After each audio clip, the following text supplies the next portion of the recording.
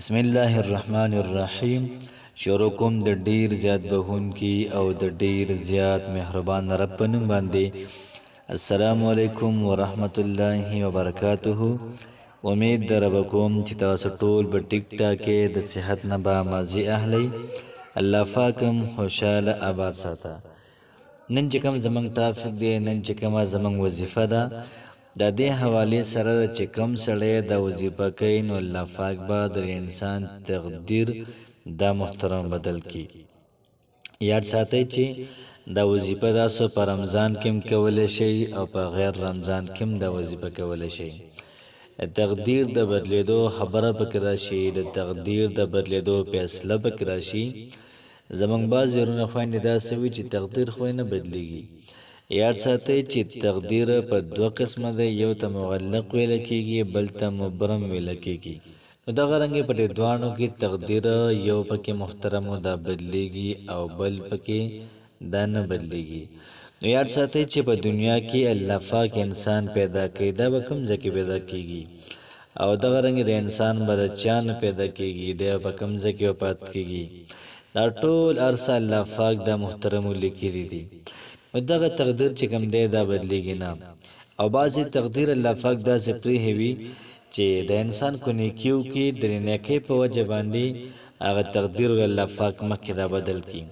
دغه رنګې پیغمبر علیه صلات وسلام فرمایي چې الصدقة رد البلا، فرمایي چې یو سړی صدقه ورکړي نو بلاګانې، مصیبتونه، تکلیف دا میټاوي، دا ختموي. نو دې نه پته لګي چې تقدیر دا بدلیږي. نو تقدیر په دوه قسمه شو، یو بدلیږي او بل نه بدلیږي. نو چې کله موږ محترمه دا وظیفه کوو، نو چې کله موږ دا وظیفه وکړله نو د هغې نه بعد دعا وکړو. انشاءالله ستاسو چې کوم مراد دی، ستاسو چې کوم مرام دی، الله پاک به بالکل محترمه دا پوره کړي. خو لږ وظیفه به لږ په صحیح ترتیب باندې کوو. که چېرته د الله پاک نه ته کور غواړې، که چېرته د الله پاک نه نوکري غواړې، که چېرته ته د الله پاک نه مال او دولت غواړې، که چېرته ستا یو غټ غوندې حاجت دی پوره کېږي نه، دا د الله پاک نه غواړې. که چېرته په تا باندې مصیبت راځي، په تا باندې پریشاني راځي، د هغې نه د بچ کېدو لپاره وظیفه کول غواړي او الله پاک ته چې پروردګار دا ټول تکالیف زما نه لر کړي، نو بالکل دا وظیفه را ستا دپاره ده. وظیفې اجازت به هغه چا ته وي چې کوم سړی په کمنټ کې صلی الله علیه و آله وسلم ولیکي، نو ما ته پته لګي چې دا څونه کسان دا وظیفه د زړه نه کوي.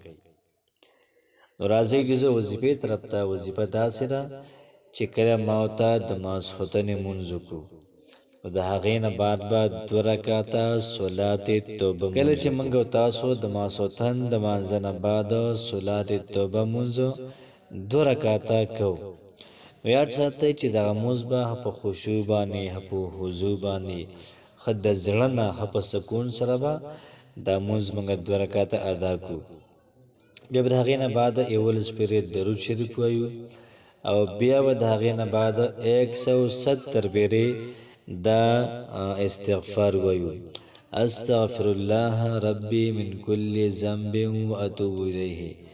دا استغفار به 170 پېرې، 100 پېرې به دا وایو. بیا به د هغې نه بعد 11 پېرې درود شریف وایو او بیا به د هغې نه بعد الله پاک نه سوال وکړو. چې کوم څیز ته د الله پاک نه غواړې، د الله پاک نه سوال وکړه. څه ستا په کار دی، کوم حاجت ستا دی، الله پاک نه وغواړه، بالکل الله پاک به ستاسو ټول حاجتونه، ټولې پریشانۍ دا ختمې کړي. څومره حاجتونه دي دا به الله پاک پوره کړي او پریشانۍ به د الله پاک ټولې ختمې کړي.